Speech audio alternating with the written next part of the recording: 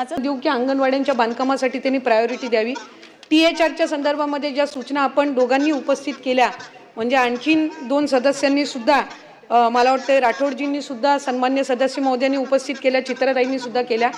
THR मध्ये बदल करण्याच्या दृष्टिकोनातून आम्ही केंद्र शासनाला विनंती केलेली आहे आणि त्यानुसार त्याच्यामध्ये बदल होऊन यावर्षी जसं तिथनं फीडबॅक आलेला आहे किंवा लोकप्रतिनिधींचा फीडबॅक आलेला आहे त्यानुसार त्या सूचनांचं पालन करून त्याच्यामध्ये नवीन नियम आणि निकष देऊन तो आहार त्या ठिकाणी उपलब्ध करून दिला जाईल। मॉडर्न किचनसाठी सुद्धा आम्ही साधारणपणे 3% मधून प्रत्येक जिल्ह्यामध्ये जो उपलब्ध असतो त्याच्यातून आम्ही तो निधी उपलब्ध करून देण्याचा आमचा प्रयत्न राहील। प्रसाद भाऊंनी जो प्रश्न उपस्थित केला, खरं तर अंगणवाडीमध्ये अंगणवाडी सेविका आणि मदतनीस असल्यामुळे तिथे ॲडिशनल मॅनपॉवरची फारशी काही गरज नसते, नाही घेणार आहे। त्यामुळे अंगणवाडी सेविका आणि मदतनीस ही आमची तिथे अंगणवाडी ही सक्षम आहे। आपण सन्मान्य सदस्य राठोडजींनी जो या ठिकाणी प्रश्न उपस्थित केला, जे खजूर उपलब्ध करून दिले जातात ती स्टेट स्कीम नाही आहे, ती शासनाकडून दिली जात नाही। कदाचित आपल्या जिल्ह्यातल्या जिल्हा नियोजनमधून किंवा जिल्हा परिषदमधून तो दिला जाईल। नाही, मी त्याचंही उत्तर मी देते, तो दिला गेला असेल, आपण त्या संदर्भातले डिटेल द्यावे। मी अधिवेशनाच्या आतच त्या संपायच्या आत त्या संदर्भातली तपासणी ही त्या ठिकाणी केली जाईल। आणि शिक्षण धोरणाचा या ठिकाणी आपण उल्लेख केला, यंदाच्या वर्षीपासून शालेय शिक्षण विभाग आणि महिला बालविकास विभाग हे कोऑर्डिनेशन करून अंगणवाडी सेविका आणि मदतनीस यांना आम्ही त्याची ट्रेनिंग ही शिक्षण विभाग नवीन शिक्षण धोरणानुसार आम्ही देत आहोत।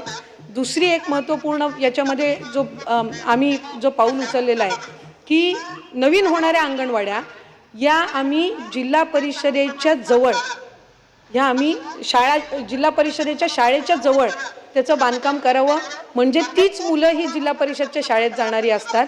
आणि जिथं अंगणवाडीसाठी इमारतीसाठी जागा उपलब्ध नसेल पण जिल्हा परिषदेच्या शाळेतली वर्गखोली उपलब्ध असेल तर तिथं आम्ही अंगणवाडी चालू करण्याचा निर्णय घेतलेला आहे।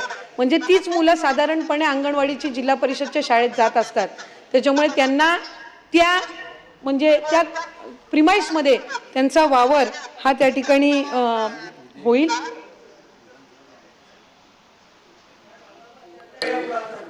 त्याच्यामध्ये नर्सरी, KG2 असा आणि त्यानंतर पहिली आणि दुसरी असा 5 वर्षाचा फाउंडेशन कोर्स जो आहे ना, तो नर्सरीचा भाग आहे, तो तुमचा भाग आहे। आता बालवाडीमध्ये साधारणपणे अंगणवाडीचं वयोगट हे 0 ते 6 आहे, 3 ते 6 वयोगट हे आमच्याकडे येतं, 6 नंतरचं शालेय शिक्षण विभागाकडे येतं।